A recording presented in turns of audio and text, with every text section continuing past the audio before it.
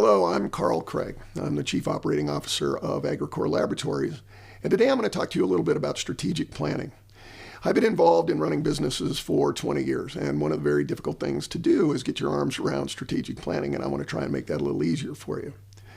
What is a strategic plan? Let's start with the fact that it is a 1 to 100-page document that describes not how you're going to get somewhere, but where you're going to go. I'm going to come back to that theme many, many times.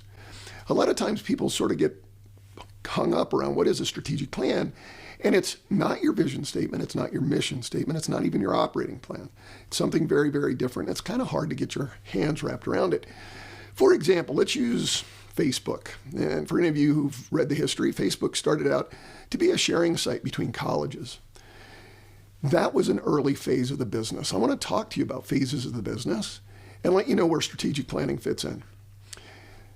I will have to say at this point, I use the word business, and I mean association or any other group that needs a strategic plan, and I would offer that all of this pertains. So when you open your doors, independent of what you are, you're trying to stay open. It's a survival mode. Usually you don't have a lot of stuff written down. You might have a business plan, but the goal is to stay alive. That's the first phase of your business or your association. After that, you start to work out annual plans. That is, what am I going to do this year? I can see enough into the future to understand what this year is going to look like. So I build a budget and an operating plan, and I execute to that in order to make sure I know how many people I have to hire and how much money I have. The next phase after that is a strategic plan. So the strategic plan is the end element of all that. The strategic plan, as I said before, is going to tell you where you want to be. And it's usually looking down the road or over the dashboard 3 to 5 years. It's a little bit harder to prescribe an operating plan. This is what I need to do. This is my budget. And this is how I'm going to get there. But how do you build a strategic plan? I would start with the fact that a strategic plan has to begin at the top. If there's not support at the top, you can talk all day and we're not going to get there. So the CEOs, the board of directors, and the C-suites are typically very involved in pushing for a strategic plan. The implementers are going to be all the people that work with you. But at the end of the day, you're responsible for saying, this is my vision of where I want to be 3 to 4 to 5 years from now. A lot of times the detail is not about how much money I'm going to make or how big the company's going to be, but where do I want to be? For example, Amazon, we'll use another example, wanted to be an online bookstore. Look at it now. If they had tried to sit down 20 years ago and say that they were going to sell everything to everybody in the world and deliver it in one day, they would have missed the mark. But they set up a strategic plan for how they were going to get 3 or 5 years down the road and make distance. That's what they did, and then they took it a little bit further. So that's what separates a strategic plan from an operating plan. Okay, let's talk about how a strategic plan gets developed. And I'm going to start with the early on phase of this. We have an operating plan for this year. I know what my budget is. I know how much money I'm going to spend. I know how many people I'm going to hire. I know what my goals are. That's year 1. Now what I want to know is, what does year 2, 3, 4, or 5 look like? I'm going to start with year 1, and I'm going to leapfrog off of that. It can't be a quantum leap of difference unless you have new products or something that's going to really change the game for you. What you're going to do is say, if this year I'm going to have 15 people and the year after that I want to have 25 people, okay, fine. Now what we're going to do is figure out, what do I have to build in between to get there? In the second year of a strategic plan, it's usually pretty visible. I know what I'm going to do. I can see it. I can understand it. And I'm really going to execute to it. And probably, if you work for a big corporation, when you put a strategic plan together, year 2 is going to become your operating plan next year. So you got to be a little bit careful about what you put down. Year 3, you start to get a little bit of cushion from reality. Now I want to start to imagine, what do I need to be? What do I have to do to get where I want to go? And you start thinking about maybe changing the game. What do I have to introduce in order to be different? How do I train my people in order to go further? And so you start putting things like that on paper, and those are your touchstones for what you need to do to accomplish your strategic plan in year 2 or 3. By year 3, you're starting to take a little bit bigger leaps of faith. You're saying, you know what? I want to really change the game. I want to acquire another business or merge with another association. And I've got 3 years to get there, but it's telling me where I want to be, not how I'm going to get there. You're going to develop operating plans to tell you how you're going to get there, but it's telling me that's where I want to be. So you're really setting your goals at a very high level for how I want to get to some location in 3 to 5 years. Why then does it have to be supported by the CEO, the C-suite? Because they're the ones that are going to help spend the money to get you there. So how do we get started? The very first piece of this is a needs assessment, trying to determine what it is that you do need. Who are the actors? Who are the competitors? What are your strengths? What are your products? What is it that you are really going to do that is different than what other people are doing in the industry? Or what is it that you want to serve? What market is it that you want to serve? The needs assessment is often overlooked, but very important because it gives legitimacy to all the things that you want to do later. When we look back 2 years from now at our needs assessment, we'll know why we're spending this money to do what we said we were going to do. The needs assessment has to include a large number of people. You're going to have everybody from your customers, feet on the street, to mid-level managers and senior level folks talking about where they want to be. Customers are going to be talking about what they want from you, which then gets translated in how do I get there and what is it I need to do to get to them. All right, we're going to talk some more about the team. So in my experience, you always need one person that you're going to task with making sure this gets done. If you give it to a group, you're going to have a lot of trouble. There's one person I call the lead, and they may not be the person crafting everything, but they're the person tapping everybody to make sure that we get the information that we need to make the plan lucid and real in a reasonable amount of time. I'll tell you a funny story. I was working on a strategic plan for a very large multinational company. I was running a division for them, and they said, you're going to be the lead of this strategic planning effort. I said, okay, so the very first thing I had to do was gather the facts. What are we trying to do? Where are we trying to be? And I started interviewing people, and the first thing I noticed was we really didn't have a cogent idea of where we wanted to be. Everybody had an idea, certainly, but not everybody had the same idea. So the very first thing was to try and ferret that out and understand who is going to tell me where we're going to be. Is that CEO? Is that the people that are actually making the business run? And that was a difficult process. I'll tell you how the logger jam got busted, and that was we had a very high-paid McKinsey consultant come in and listen to everything we said, and after paying all that money and spending all that time, he looked at me and said, where do you think we should go? Because I had most of the information, so I got to set the tone. So one of the things that I caution you about is when you give a lead the responsibility to develop your strategic plan, they're going to know more about all of those aspects than you do. They're going to know what the C-suite wants. They're going to know what the customer wants. They're going to know what the rank and file are doing and what they want to do. So they will be a very powerful resource for you. So pick your lead very, very carefully. It might be the lead is you, the CEO, or a senior person. But if not, make sure that you understand that they're going to be gathering a lot of information about your company and have great ideas about where they need to take it. Now let's review the team. You're probably going to need somebody from the C-suite because they're going to give you permission to go in the direction that you're going and to write up the plan to take you to that destination. You've got functional managers. Certainly you have finance on board. You might have subject matter experts. You might have people from the board, and certainly outside consultants. You also will have a lead and a number of members that help you. Now, think about that. That's a pretty large team. So you're going to have somebody who's got some skill in managing it. Just gathering the information takes time. Putting the information together in a cognizant way that people can understand takes time. And when you get a big group, that can make it a little bit challenging. So I think you want to really select your team carefully. The other part of this is to give your team members specific goals. Not every one of them has to enter into every part of this. For example, finance might be looking very specifically at costs or revenues that you're looking for, but not necessarily looking at some of the people parts. So as the lead, and as you put your team together, you've got to make sure that you are selecting the right people, limiting the size of the team so you don't spend too much time managing the team, and giving them things to do so that they can accomplish this in the time frame that you have. So let's kind of walk through the process of building your business. You had a dream. And maybe it's a nonprofit that is going to do education for people online. You had that dream. Now you've got to memorialize it. You memorialize it in a vision statement. And that's something people struggle with a little bit as well. What is that vision statement? Well, this is my dream. I'm going to tell you exactly what I want to do. I want to become the airline that provides the safest travel, the best travel, whatever that is. That's my vision. How do I get there? And what am I going to do? What am I offering? That's my mission. The strategy is taking all of those things together and then putting together a roadmap. remember, the first year of the roadmap's an operating plan, and that's my what I got to do today. My how am I going to get from here to where I'm going is part of the strategic plan. And when you put all those things together, they're very, very powerful. If you go out and look, there's some great examples of companies and nonprofits who have really thought about how to tie together their vision, their mission, their operating plans, and their strategic plan in a way that's meaningful.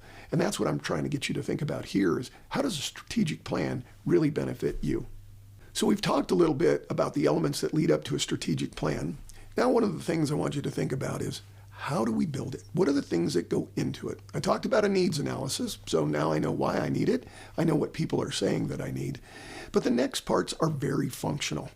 I need to look deep inside myself and try and figure out what are my strengths? What are my weaknesses? You've heard about SWOT analysis. Those are a very good thing to perform to try and understand what it is I do, what it is I offer, what it is I do better than others, what threatens me, what am I weak at, so that I really understand the nature of my current business. If I don't have a correlation between that and the future, or an understanding between that and the future, I'm probably going to fail. So a good SWOT analysis will tell you where you are today and probably be used throughout the life cycle of the strategic plan. So as a part of this, we're going to talk about SWOT analysis just a little bit, but along with that, one of the things that kind of fits in or dovetails in is your value proposition. What do I do? What do I offer that others don't have?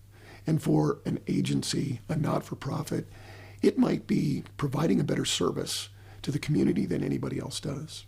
For a widget manufacturer, they may make the best widgets or make them faster. But I need to understand what my value proposition is because I'm going to leverage that as I start to stretch out my strategic plan. For example, if I can produce data faster than anybody else, and that's my value proposition, if I'm looking at my strategic plan and 3 years from now, I want to be the best industry chef out there, there's probably a disconnect. My value proposition is about putting data out to the industry quickly. I want to make sure those things align. So one of the reasons to do a SWOT analysis and to think about your value proposition is to make sure that you've set up corrals because you're going to look 3 to 5 years down the road. You want to make sure those corrals are kind of keeping you centered. If not, you fall prey to doing things that you're not really good at. Now, in the heat of battle, sometimes that happens, right? You need to bring in more clients, and so you start doing things that maybe you're not good at. The reason for having these things documented is so that you don't forget that. They're your touchstones. I come back to, I'm really good at putting data out quickly. Why am I talking about building a food truck? It makes no sense. Now, those are very obvious examples and extreme examples, but in business or in associations, a lot of times people tend to stray. So part of the SWOT analysis, what are my strengths? What are my weaknesses? What are my threats and opportunities? And what is my value proposition is to center you. It's the place where I come back to that touchstone so that when I'm looking back and saying, should I be doing this? I don't have any strength in that. It's completely my weakness. It's not part of my value proposition. So probably I should limit that when I talk about it as part of the strategic plan. One of the other major elements of a strategic plan, and one that a lot of senior executives spend a lot of time on, and they should, is an environmental scan or an awareness of what's going on in the industry, who are your competitors, and those competitors could be the people you're selling to because they're doing it themselves. And what you want to do is have them come buy your service. It is absolutely critical to understand the environment, the business environment, the global environment. If your business is global, you need to understand what it is that you're going to offer that competitors are not going to be able to follow, or that you're going to be able to do better than competitors. Probably the biggest application of time in looking at a strategic plan is understanding that. What is the environment? Who are my competitors? And how am I going to overcome that? If you don't do that, you may be spending money and not getting where you need to be. So as hard as it is, as difficult as it is, one of my recommendations is to absolutely spend and dedicate a lot of resource to understanding your environmental scan. What's going on in the industry? What's going on in your industry? What's going on in your town? What's going on with your people? Who might come in and try and steal this market from you? If you don't do that, 2 years from now, you might be sad that you didn't spend the time looking at that. So now let's go back. We're going to put together the elements of a plan. It starts with My first year operating plan, I say I'm going to grow this big. I'm going to hire this many people. I'm going to expand into a new area, a new territory. And that's great. Now I want to start a strategic plan. I'm going to assemble a group of people. I'm going to pick a lead, and I'm going to say, I need you to help me with this effort. They're going to start down the path of understanding and asking questions. Well, what is our vision? What is our mission? What are our value propositions? What are our strengths and weaknesses? And getting that all put on paper. As soon as they do that, the creativity and fun begins.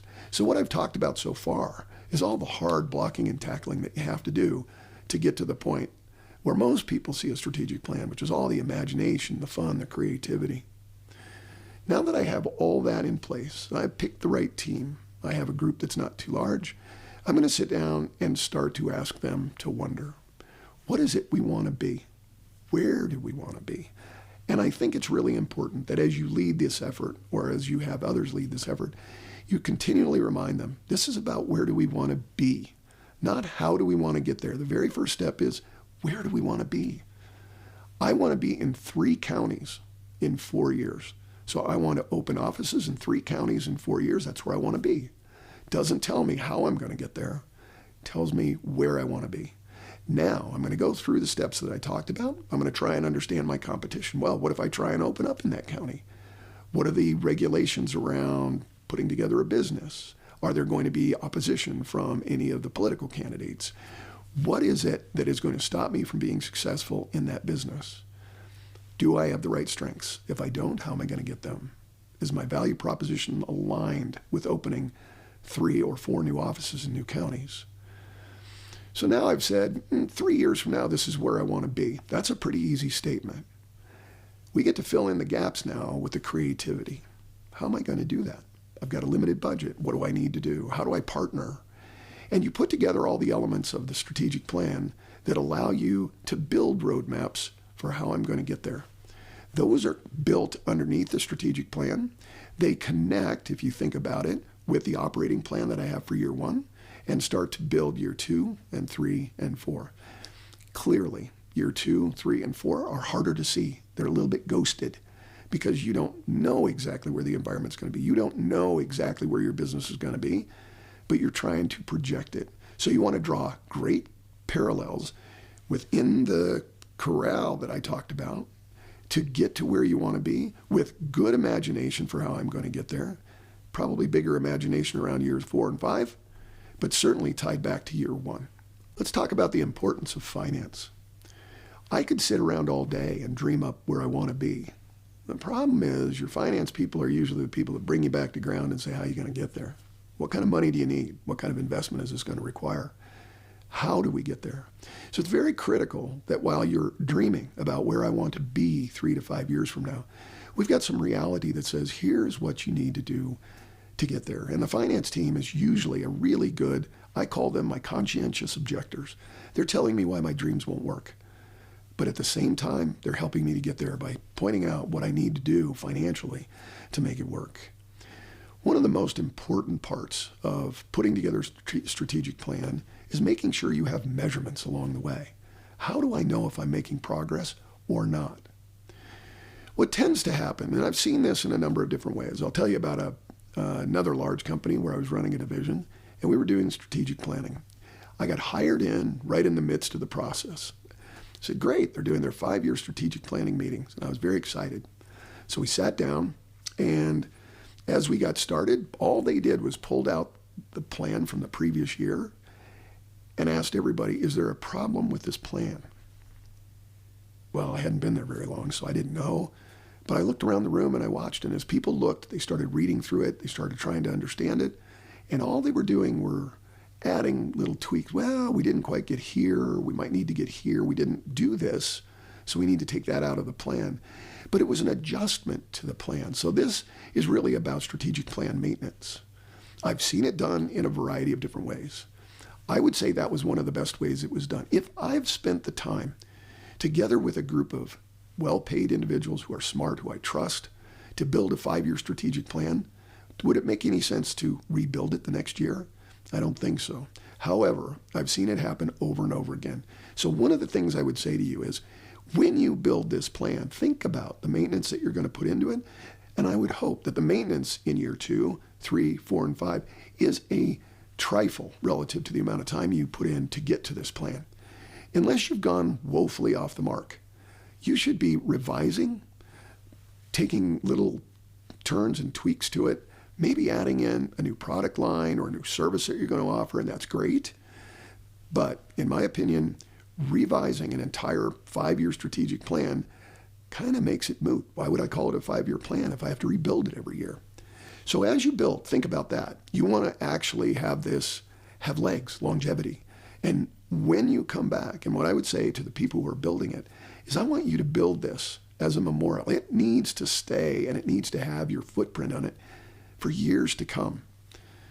The following year, as I'm doing maintenance, let's go through the process again. So now I'm in year 2, and that year is going to slide into becoming my operating plan.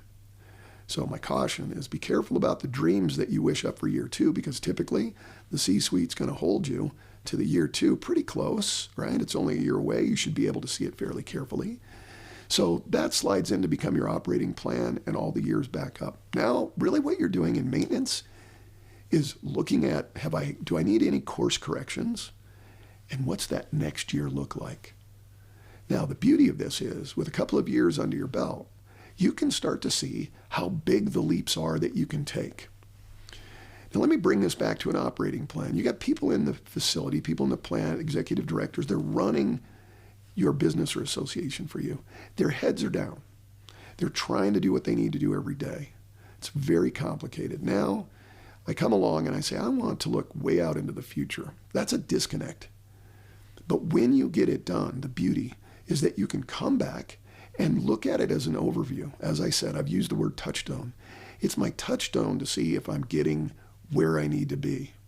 So let's talk about measures. You need to have measurements on, am I making progress? So as part of the development of the plan, it's always good, not always done, to say, I will know I've gotten here when this happens. If I can put that there, I at least know what the milestone looks like, and people will know when they've gotten there in the development of my plan. If I don't, I hate to say it, but you might be wasting time because you're not going to measure it. You're not going to know if you're actually making the progress that you need to make. So we talked about measurements. Now I want to talk specifically about how we get at them. Many of you have heard or used the term SMART goals. SMART's an acronym, stands for specific, measurable, achievable, relevant, and time-based. So the goals that you set for your company, your employees, should have those 5 attributes. Same is true for your strategic plan. I want to make sure that the goals that I'm looking at are SMART goals. So I mentioned measurements as part of your strategic plan. Let me talk now about what those might look like. Oftentimes they're called KPIs or KRIs. KPI is a key performance indicator, and it is usually something that is easy to collect and easy to talk about. All right? The more complicated you make them, the more difficult they are to both collect the data and explain to people. Let me give you an example. If you said in your strategic plan that you wanted to have 40 employees by the end of the year, I might take my KPI as 40 employees divided by the number of months and say, am I getting to my goal each month? There are a number of them you can use. A lot of people use financial KPIs. Certainly those are easy ones. However, for your employees, it's really important that some of them are employee-based. So safety is a good one. Quality is a good one. Customer complaints is a good one. So it might be, and in one of the companies I was managing, we had a great KPI program. And I have to tell you about it because it wasn't something I came up with. It was something that the employees came up with. Quality was very important to us. And we touted ourselves as the world leader in quality, and everybody talked about it. Now, we measured errors, and the error rate was very low. But I challenged the employees. I said, listen, this is a really important KPI, and we need to continue to improve upon it. The only way I could imagine that is rather than looking at the agglomeration of errors that we were making by the company, what I said was, let's take it down to the individual level. Everybody's going to measure how many errors they made. Now, imagine telling an employee, we're going to watch that every day. It was important to first explain to them why. To be able to show them that to get to where we wanted to be in our strategic plan, reducing the number of errors was absolutely critical. They bought in. Let me tell you about the program that they came up with. They said, I'll tell you what, we will take a marble and put it in a glass on our desk every time we make an error. And that way we can see that we made an error. It reminds us that we made an error. I promised them that there would be no retribution over making errors other than I wanted them to think about it and figure out how we made things better. The game became almost surreal. On day one of the employees came in with a shot glass. He said, I'm only going to fill the shot glass. One of the other employees came in with a pitcher and said, I don't know, but I think I might need a pitcher. It was fun. Let me tell you how it worked. We actually had a number of different colored marbles, and that was indicating different types of mistakes that somebody might make. And now I'm in my customer service group. I'm not talking about manufacturing. I'm not talking about the lab where I'm measuring stuff. I'm talking about in my customer service group where maybe they shipped something wrong, or maybe they took the order wrong, or maybe they wrote down a credit card number wrong. So we had a number of different colored marbles that they would use, and they'd put them in their jar. And one day, one of the employees walked over to another employee and said, your jar is full of white marbles, and I don't have any. We need to talk. The employee said, what do you mean? He said, well, I'd like to show you why I don't have any white marbles, and maybe you can figure out how to have less of them. By putting that measurement out right in front of them, the employees were talking and figuring out how to solve the problems, reduce their errors by themselves. KPIs are a great measurement. If you don't give them to your employees to use, you've kind of wasted a lot of the time. So when you think about KPIs, whether it's safety, whether it's quality, whether it's financial, whether it's employee-based, remember that your audience is not only the C-suite, but your audience are your employees who you want to help you to get to your strategic goals. All right, so hopefully over this period of time, you've gained some understanding of sort of the difference between a vision statement, a mission statement, strategic plan, and operating plan, what you need to do to build it, how you look at how it's going to take you to where you need to be, what the team should look like. It's not an easy thing to do. What I would offer is that if you're not sure, there are a lot of groups out there that will help you get started. They will help you get to that next level so that you can take on the effort of building your strategic plan. For example, I've seen The Solution and Dot Miller do great things with companies by just coming in and facilitating and getting them along this path so that you don't have to, at least not in the first year or two. Now, as you start to take on maintenance, believe me, you're going to love building your strategic plan. As you measure your success toward achieving that, you'll start to see that everybody gets excited. Thank you. The Solution is an association management company that maximizes your value and potential while stimulating growth and engagement for your organization. We are skilled facilitators in strategic planning and board orientations. We are masterful at membership engagement, leadership development, and event planning. If you are looking for education, facilitation, or guidance for your organization, we are The Solution.